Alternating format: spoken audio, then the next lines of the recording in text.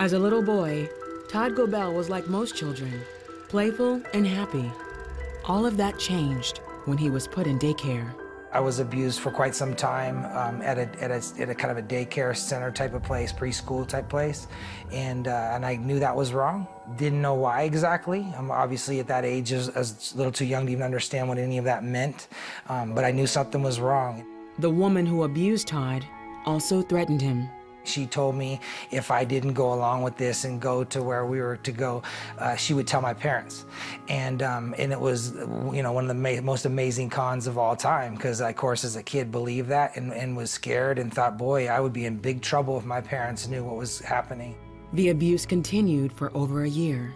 I ended up feeling unsure about sex stuff and didn't know what was right and what was wrong. It didn't feel like it was okay to think those thoughts of being sexually attracted to somebody, or, you know, having those first young initial sexual thoughts.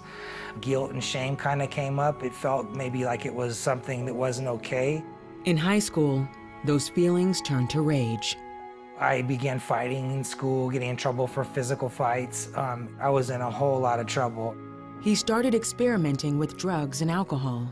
The second that I had tasted alcohol, I was, you know, I didn't know at the time I was an alcoholic, and from the first sip it had me, and that was just the ultimate thing to numb my emotions and feelings. And by the time I was halfway through my freshman year in high school, I'd gotten in a physical fight with a teacher and was expelled from the school district, and I wasn't in school at 15, and all I really clung to was drugs and alcohol.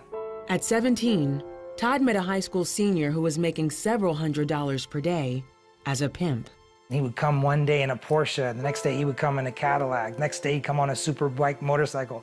And we said, boy, I don't know what he's doing, but we want to do what he does.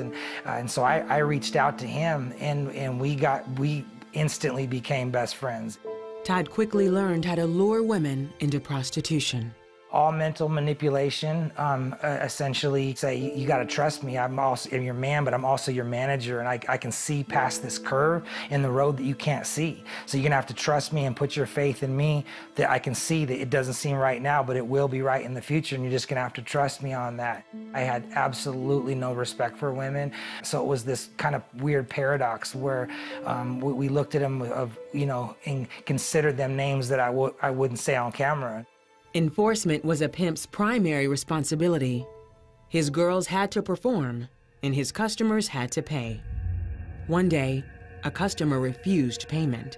I went into a blind rage, if you will, and I grabbed a hatchet, a machete type of thing, or hatchet, and I went ahead and went back to his house, and I attacked the man and began to chop him up with the axe. And at that point in time, I was arrested, and I was charged with attempted murder, robbery in the first degree, because I was demanding money inside of the man's home. Todd was sentenced to 4 years at a correction facility. After he served his sentence, he wasted no time reviving his criminal skills. Todd committed a string of violent crimes and was in and out of jail for 9 years. After his last release, he returned to Bend, Oregon, where he grew up, for a fresh start.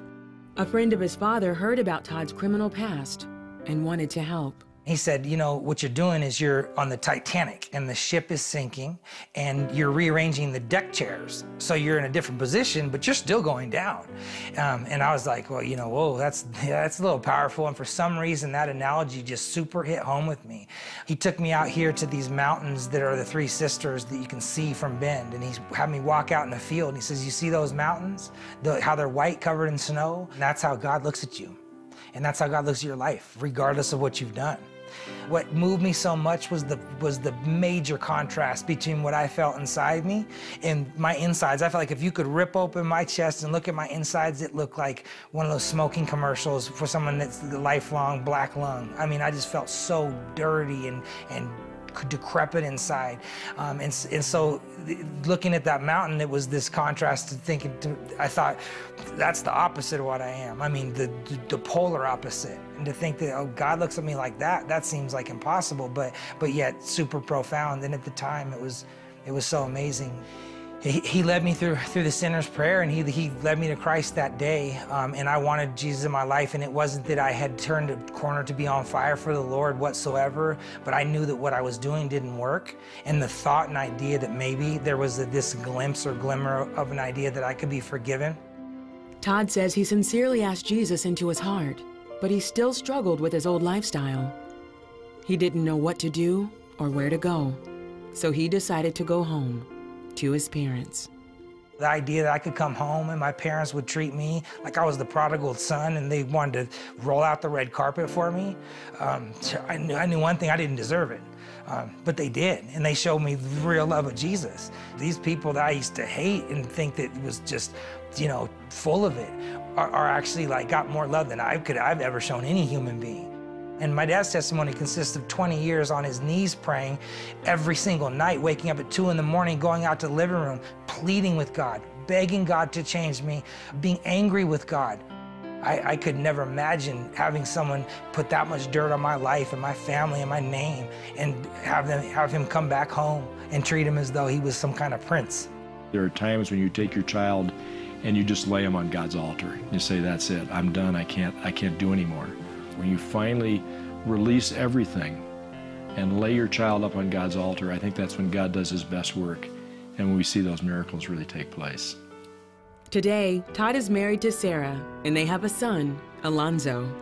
Todd owns a graphic design agency, and he and his family live in Bend, Oregon.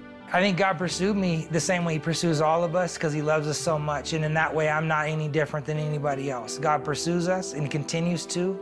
He looks at us like his own children. And so there's absolutely nothing you could have ever done in life or that could have been done to you that can change that fact, that could make God love you less or make God not want to pursue you and love you and have something for you.